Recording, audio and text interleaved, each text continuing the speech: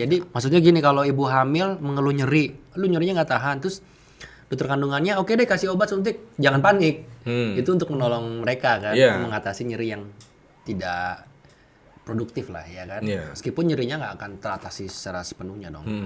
Makin seru nih. Selanjutnya kita ngomong mengatasi nyeri pada proses persalinan yang agak lebih dalam ya. Lebih dalam ya. Selain tadi pilihan obat tadi lah ya, sekali suntik. Nah, orang tuh suka datang nyebut atau nanya di sosial media atau langsung di praktek kita gitu nanya, "Dok, saya ILA itu apa?" Atau juga bilang epidural, ada yang bilang spinal gitu kan. Mungkin ini ada istilah yang mungkin ada banyak berbagai macam, tapi sebenarnya menuju kepada satu hal yang sama ya. Iya, sebenarnya sama. Coba lu bisa bahas nggak? Ini apa? ILA ini apa? Epidural ini apa? Spinal ini apa? Sehingga banyak ibu-ibu yang menanyakan ini dan mereka memikirkan mungkin mereka membutuhkan ambil itu. Ini. Mereka mau lahir normal nih, gitu kan? Jadi ILA itu sebenarnya seluruh bagian dari keseluruhan bagaimana caranya supaya ibu itu kalau melahirkan normal itu tidak sakit. Caranya ya bisa dari tadi yang sebut epidural, intralabor anestesi. Intralabor anestesi. Berarti anestesi dalam proses persalinan. Selama proses persalinan, bahasa Jawanya itu. Jadi kayak general termnya lah ya.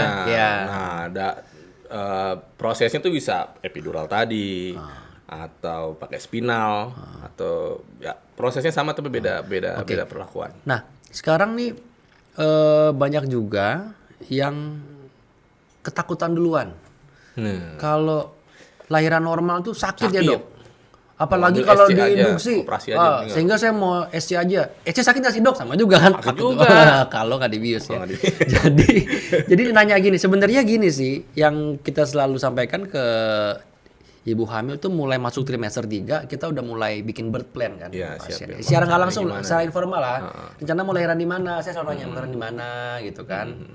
Mau di rumah sakit ini atau rumah sakit di luar kota, dekat rumah dan lain-lain gitu kan. Karena menurut gue sih tempat persalinan itu kan sesuai kenyamanan pasien dan mereka bisa memilih gitu kan. Jadi yang penting jelas mau kemana karena itu bisa dalam hitungan menit dia harus memutuskan gitu kan. Kalau masih ragu harus tentukan mau kemana. Nah untuk lahiran normal ini kita persiapan juga secara mental dan fisiknya. Misalnya kita minta ibu hamil supaya makan yang bagus ya, supaya ada proteinnya tercukupi, energi tercukupi, sehingga nanti punya tenaga yang baik untuk persalinan gitu kan. Dan juga mentalnya, seringkali kita sarankan untuk ikut kegiatan-kegiatan kayak senam atau latihan-latihan prenatal yoga yang bisa membuat mereka menjadi semangat, ketemu yang lain. Terus juga terlatih, jadi begitu ada nyeri nggak panik gitu kan. Panik, ya, udah siap. Tapi di satu sisi tetap aja ada yang takutan nyeri, dok saya takut sekali gitu. Nah bagi sebagian orang yang mengalami ini berpendapat saya harus sesar gitu. Saya mau sesar aja deh dok gitu. Takut saya. Tapi sebenarnya dalam hati kecil mereka mereka ingin lahiran normal gitu. Tapi mereka juga tahu bahwa saya nggak bakal kuat nahan sakit deh gitu. Ya karena mereka kan punya pengalaman pribadi masing-masing sama sakit ya, dan juga ambang batas nyeri itu yang beda ya. Dan kita di dokter juga punya penilaian kan. Ada pasien yang kita nilai ini yang ibunya kayaknya bisa, sebenarnya bisa, tapi kita perlu bantu. Atau ini nggak bisa. Kalau nggak bisa mungkin yang harus operasi juga atau yang itu tadi dibantu dengan ILA itu. Nah coba ILA itu apa sih sebenarnya gitu? ILA itu epidural atau spinal itu? Iya, sebenarnya ILA itu ada prosesnya. Jadi nanti dokter anestesinya akan menilai. Pasti koordinasi sama dokter kebidanannya ya. Ini fasenya yang di mana nih gitu. Karena yang akan dikerjakan itu di proses ILA ini anggaplah dua atau sebenarnya banyak. Cuman anggaplah yang orang yang banyak tahu itu dua, yaitu yang epidural tadi sama spinal. Sebenarnya selain itu juga banyak bisa kita suntik saraf tepinya. Jadi kan kita tahu prosesnya orang melahirkan itu biasanya paling nyeri itu kalau lagi kontraksi awal-awal karena dia serviksnya tertekan kan. Jadi ada pendorongan satu. Yang kedua pas lagi melahirkan, pas lagi kepalanya keluar itu di vagina itu. Nah, itu dua tuh. Nah, nanti dokter anestesi akan koordinasi sama dokter kebidanannya. Dok, fase yang mana nih? Ini. Nah, itu punya dua pilihan juga.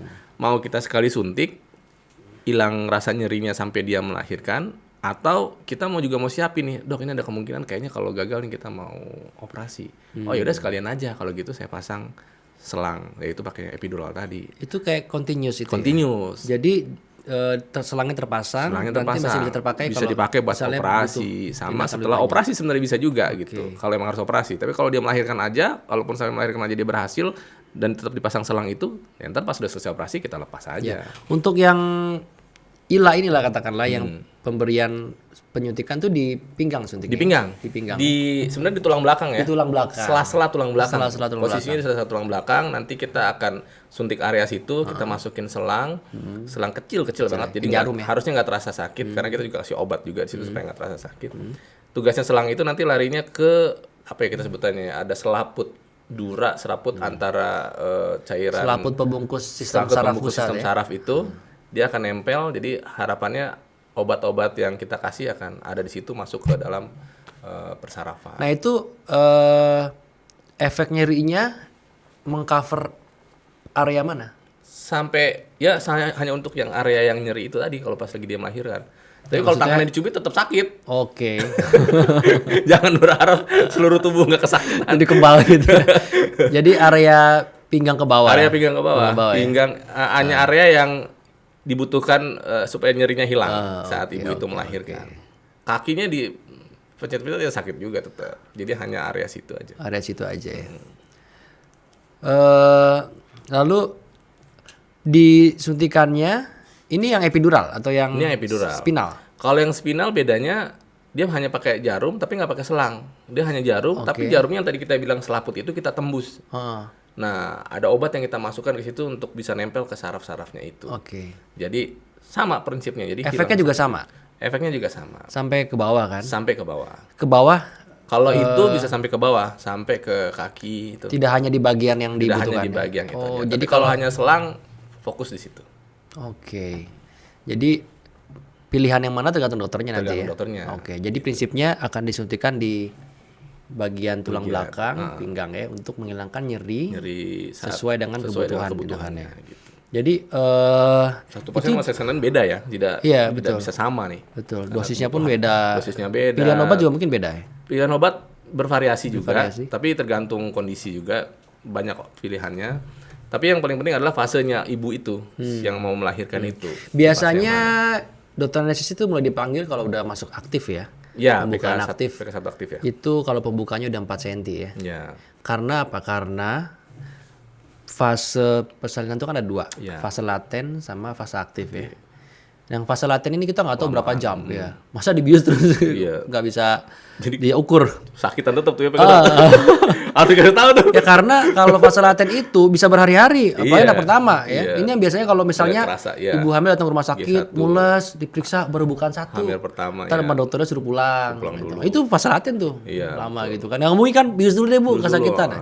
Dan biasanya sakitnya juga nggak terlalu signifikan ya.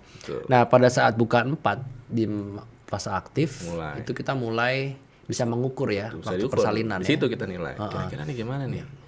Kalau nggak kita sekali suntik aja.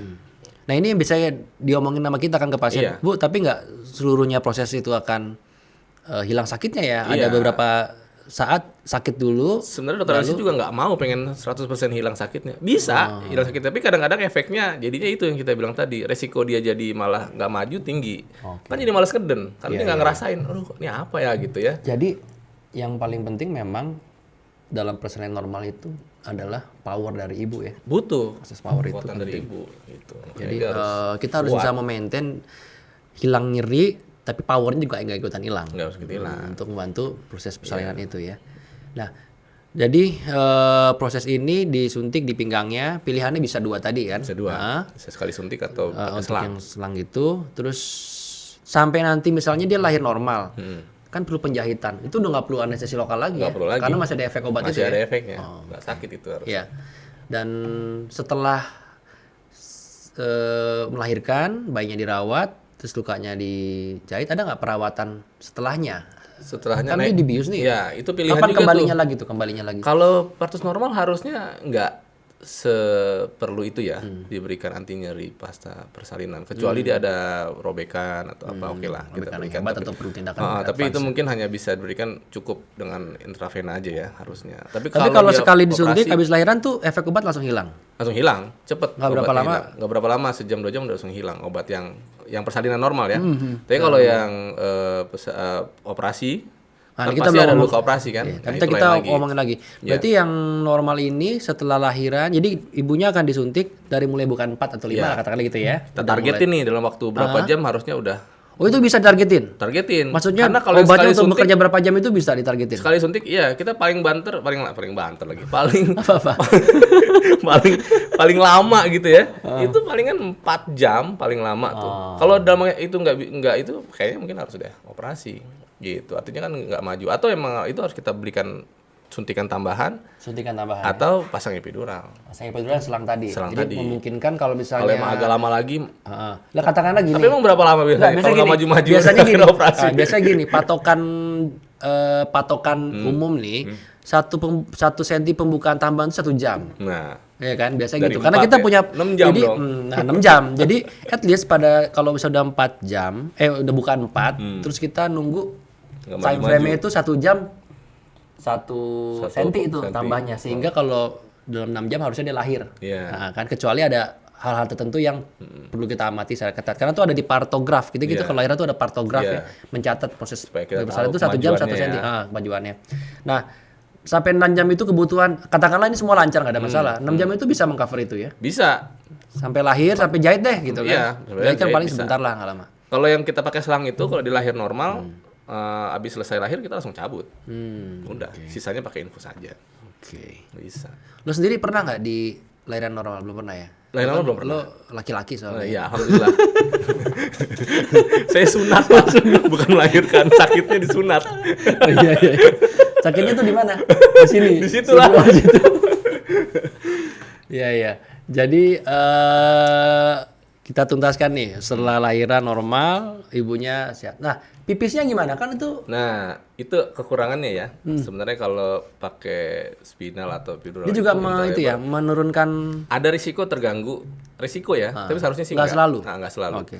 Ada risiko akan terganggu miksinya atau proses buang air Berkemih. kecilnya, berkemihnya. Ya. Jadi sebaiknya nih pasang selang kencing atau Jadi kateter. diistirahatkan dulu. Sekarang dulu. Toh juga dia nanti kan harus bed rest kan, Iya. supaya dia pakai. Tapi sebenarnya kalau nggak, jadi mesti ibu mesti tahu juga nih. Memang setiap prosedur medik itu ada bukan plus minus ya. Ada hal-hal tertentu yang menjadi catatan ya, harus dihadapi mau nggak mau kerjakan, ya. ya. Kamu kalau lahiran normal tanpa pembiusan seperti ini, satu sisi memang sakit, Ya. tapi sakitnya harusnya bearable gitu ya. Ya. Dan setelah lahiran dijahit, nggak perlu selang pipis. Iya. Salah satunya Tapi itu. kalau dibilang bearable, banyak penelitiannya Pak yang nanyain nih kuesioner. Katanya nyeri persalinan tuh paling nyeri dari seluruh nyeri yang ada loh. Oh itu. Kalau perempuan tuh misalnya ada Menarik yang pernah ya? ngalamin Iya. amputasi jari ya. Terus kemudian dia bilang sakitan mana nih amputasi jari sama ini. Melahirkan katanya. Iya. Bisa nilainya bisa sampai 10 kata dia. Makanya Beda sih gue tuh subjektif ya, tuh susah. selalu Kita nggak pernah ngalamin. betul. Jangan sampai ngalamin. Jadi tadi menarik tuh dari sebuah referensi yang mensurvei ya Iya. pendapat Iya. orang-orang mengenai nyeri apa yang paling Paling sakit sakit bagi wanita ya. bagi perempuan ya, nyeri pada saat persalinan Saat ya. persalinan dia bilang paling nyeri. Makanya gue kalau misalnya ada pasien nyeri itu berusaha untuk tidak menghakimi betul-betul karena kita nggak berhak untuk menghakimi itu apa yang dirasakan dan kita hanya perlu berempati dan melakukan yang terbaik untuk membantu mereka melewati nyerinya. Nah, meskipun itu tanpa obat-obatan dengan motivasi dan kata-kata, jadi memang ya inilah salah satu alasan kenapa surga dibuat telapak kaki ibu kali Nah ya. itu dia betul. Kan hidup dan mati tuh. Tidur Perjuangan mati dan hidup kita mati nggak di akan situ. pernah ngerasain nyeri itu laki-laki. Betul. Jadi, pulang hari di sini pulang lo belanjain istri lo ya. Balik kalau gue belanja. Ya.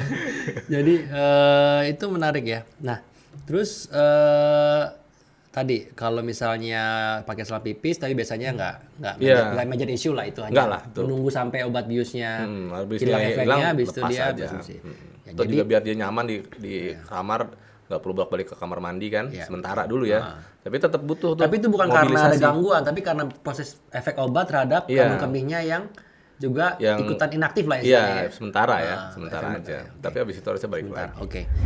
Gimana sih bius saat sesar itu? Kalau mau persiapan sesar nih dari sisi dokter bius ada nggak sih persiapan tertentu pada ibunya atau enggak?